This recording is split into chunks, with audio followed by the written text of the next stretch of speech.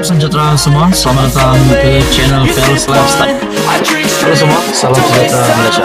Salam sejahtera Malaysia. Halo semua, salam sejahtera Malaysia. Salam sejahtera Malaysia. Halo semua, salam sejahtera Malaysia.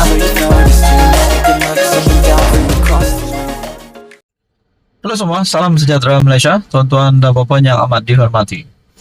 Saudara-saudara, baru-baru ini saya ada membuat satu ulasan di dalam satu video.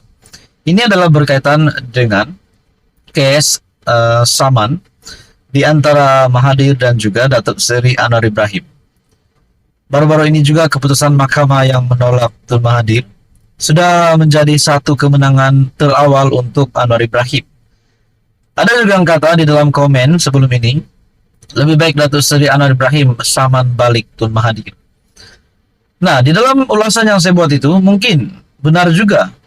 Bagaimana kalau Datuk Seri Anwar Ibrahim yang menyaman bekas Perdana Menteri Tun Dr. Mahathir Mohamad? Ada juga kata sebelum ini, Mahathir ini seorang penyakau. Selama 22 tahun menjadi pemimpin, beliau banyak curi duit rakyat, banyak menyakau sana sini demi kroni dan keluarga, demi memperkayakan kroni dan keluarga. Bahkan di dalam ucapan yang mengaitkan kes mahkamah di antara Mahathir dan Anwar, di dalam ucapan Anwar Ibrahim sebelum ini menjadi satu sebab di mana melibatkan antara Tun Mahathir dan Anwar Ibrahim bukan lagi cerita kedai kopi, tetapi akhirnya akan menyelesaikan perkara ini di mahkamah. Dengan ucapan Anwar yang tidak menyebut nama Tun Mahathir, tetapi berkata ada pemimpin yang memperkayakan kroni dan diri serta keluarga. Akhirnya Mahathir merasakan perkara itu seolah-olah dikeluarkan, ucapan itu dikeluarkan oleh Anwar adalah khas untuk Tun Mahathir, ditujukan kepada Tun Mahathir, dan akhirnya Mahathir membawa cerita ini ke arah lebih serius, bukan lagi cerita kedai kopi. Nah, saudara-saudara, di dalam ulasan video yang saya buat sebelum ini terdapat komen yang menyatakan saman ambil balik uang rakyat yang telah dicuri. Komen kedua pula menyatakan kalau betul Mahathir di saman RM 1 bilion kurang, sepatutnya saman RM 10 bilion sebab dia ada banyak yang disakau. Nah, berapa banyakkah jumlah yang Mahathir sudah sakau sebelum ini?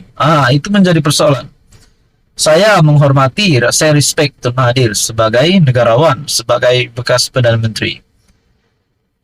Tapi saudara-saudara, sudah pasti ada yang tidak menyokong juga kepemimpinan Tun Mahathir. Persoalannya, berapa banyakkah yang sudah disakau? Berapa banyakkah yang sudah diambil oleh Tun Mahathir? Adakah berbilion-bilion, beratusan juta di bawah katil Mahathir, di bilik rahasianya ataupun di mana-mana? Nah, semua itu menjadi persoalan. Tapi kalau benar memang Mahathir pernah menyakau duit rakyat, sudah pasti Mahathir perlu dikenakan tindakan undang-undang. Mungkin beliau patut disaman, mungkin juga dipenjara sekiranya, berisiko dipenjara sekiranya dapat disabitkan bersalah. Nah, saudara-saudara, komen itu membuatkan saya tertanya-tanya, berapa banyakkah Tun Mahathir pernah sakau sebelum ini? Tonton apa yang mau dihormati, apa komen Anda? Sekian saja, teruskan bersama di dalam channel ini untuk info yang seterusnya. Halo semua, salam sejahtera Malaysia. Tonton apa yang amat dihormati. Baru-baru ini kita dikejutkan dengan isu ataupun dengan berita ataupun kabar yang menyatakan Muhyiddin Yassin mengundurkan diri sebagai Presiden Bersatu. Dan pada akhirnya tidak dapat dinafikan, ramai kepimpinan Bersatu yang mahu Muhyiddin Yassin kekal menjadi Presiden Bersatu. Nah, mungkin juga di dalam Bersatu ini terdapat beberapa camp. Rasanya ada camp Muhyiddin dan juga mungkin ada juga camp Hamzah. Bukankah dengan penarikan balik Muhyiddin Yassin yang mengundurkan diri, penarikan balik beliau, dan akhirnya beliau tetap akan menjadi Presiden Bersatu pada pemilihan akan datang, bukankah ini satu kekecewaan bagi Kem Hamzah, bagi pemimpin ataupun bagi siapa-siapa saja pihak yang menyokong Hamzah untuk menerajui bersatu, menjadi pemimpin baru untuk membawa pembaharuan kepada bersatu. Tetapi semua itu tidak tercapai karena Hamzah Zainuddin sekali lagi gagal untuk menjadi presiden bersatu. Disebabkan Muhyiddin Yassin sudah mengumumkan akan menarik balik kenyataan bahwa beliau akan mengundurkan diri. Kita boleh cakap mungkin kalau ada penjualan tiket bagi menjadi presiden bersatu, tiket sudah sold out. Nah, seperti di dalam satu ulasan daripada Syahabuddin Husin berkaitan dengan tajuk ini, bila bersatu tolak hasrat Mahyadin untuk berundur, maka sadakalahul azim sajalah buat Hamzah.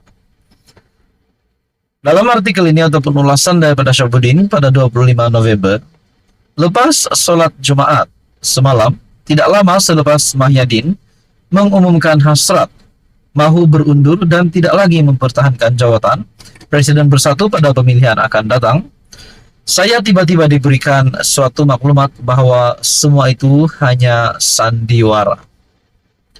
Kata pemberi maklumat itu, tindakan Mahyadin itu bukan keputusan yang jujur. Sebaliknya, bertujuan untuk mendapatkan simpati para perwakilan.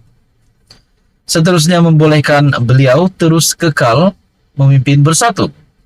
Untuk meyakinkan saya, pemberi maklumat itu menambah, dalam ucapan perwakilan nanti, pasti akan kedengaran desakan dan rayuan agar Mahyadin menarik balik keputusan itu. Akhirnya dalam ucapan Muhyiddin, kononnya setelah mengambil kira desakan dan rayuan perwakilan, maka beliau setuju untuk menarik balik keputusan itu. Artinya, beliau ada lesen besar untuk terus mempertahankan jawatan. Disebabkan itulah, saya tidak menulis apa-apa mengenai keputusan Mahyadin, enggan mempertahankan lagi jawatannya, karena ingin menunggu perkembangan selanjutnya berdasarkan maklumat yang saya terima menurut Syahabuddin. Rupa-rupanya tidak perlu menunggu sehingga ucapan penutup, kesudahan jalan cerita sandiwara telah pun berakhir lebih awal daripada yang dijangkakan. Hanya berdasarkan ucapan beberapa perwakilan yang merayu Mahyadin menimbang semula keputusannya, petang semalam, tiba-tiba telah diadakan mesyuarat khas MPT Bersatu. Dipengerusikan Timbalan Presiden Bersatu, Peja, mesyuarat khas, dan tergempar bersatu mengambil keputusan menolak keinginan Mahyadin. MPT sebulat suara berpendirian bahwa kepemimpinan Mahyadin masih diperlukan oleh parti dan negara, kata Hamzah Zainuddin, yang sebelum ini diura-urakan mahu melawan Mahyadin dalam pemilihan parti tahun depan. Dengan itu, tersenyum lebarlah Mahyadin karena sandiwaranya bukan saja berjaya dipentaskan, bahkan tiket telah sold out lebih awal. Dalam perkembangan terbaru menyusul keputusan mesyuarat khas, Perhimpunan Agung Bersatu turut membuat ketetapan sebulat suara menolak hasrat Mahyadin daripada melepaskan jawatannya pada pemilihan tahun depan. Juga ditolak ialah usaha mencari pengganti bagi jawatan Presiden Bersatu sebagaimana disuarakan Mahyadin. Senang cerita, kekal dan menang tidak bertanding, lagilah Mahyadin sebagai Presiden Bersatu. Dalam masa yang sama, musnahlah impian Hamzah untuk mengambil alih teraju kepimpinan Bersatu, dan paling kecewa dalam hal ini tentulah para penyokong ketua pembangkang. Bersama mandat untuk kekal lagi mengetuai Bersatu, kiranya selepas ini terdengar apa-apa usaha daripada Hamzah untuk bertanding juga pada pemilihan tahun depan, silap-silap jawatan setiausaha agung yang sekarang disandangnya pun akan segera dilucutkan, menurut ulasan daripada Syahabuddin. Apa komen Anda? Teruskan bersama dalam channel ini untuk info yang seterusnya.